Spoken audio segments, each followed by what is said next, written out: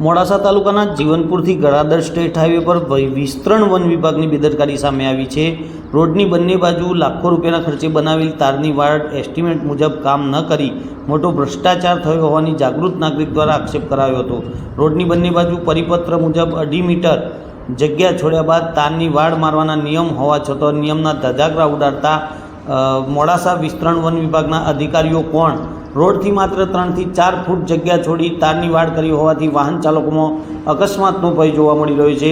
વિસ્તરણ વિભાગના ભ્રષ્ટાચારી અધિકારીઓ સામે ઉચ્ચ અધિકારીઓ અને વિજિલન્સ દ્વારા તપાસ કરવામાં આવે તેવી જાગૃત નાગરિક દ્વારા માંગ ઉઠવા પામી છે।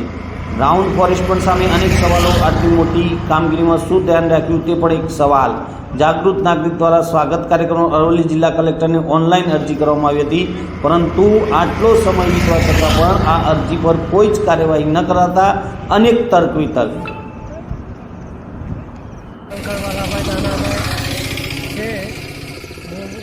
બામણવાડ ગામનો રહેવાસી તાલુકો મોડાસા।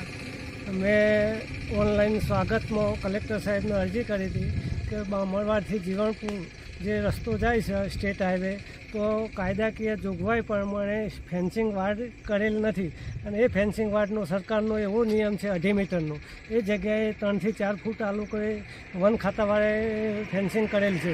મેં સ્વાગતમાં અરજી કરી હતી, સ્વાગતવાળાએ તપાસ સોંપી, તપાસ કરતો માલુમ પડ્યું કોઈ જગ્યાએ 3 છે, કોઈ જગ્યાએ 4 છે અને વધારે 5 ફૂટ છે, તેથી વધારે કોઈ જગ્યાએ 6 નહીં। તો ખરેખર આ ફેન્સિંગ વાડ 2.5 મીટરનો નિયમ છે, તો 2.5 મીટર છેટા ઉખાડીને કરવી જોઈએ આ લોકોને। જો વન ખાતાના અધિકારીઓને આટલી ખબર ના હોય 2.5 મીટરના રેશિયાની, તો એક્સિડન્ટ થાય તો જવાબદાર કોણ રહે?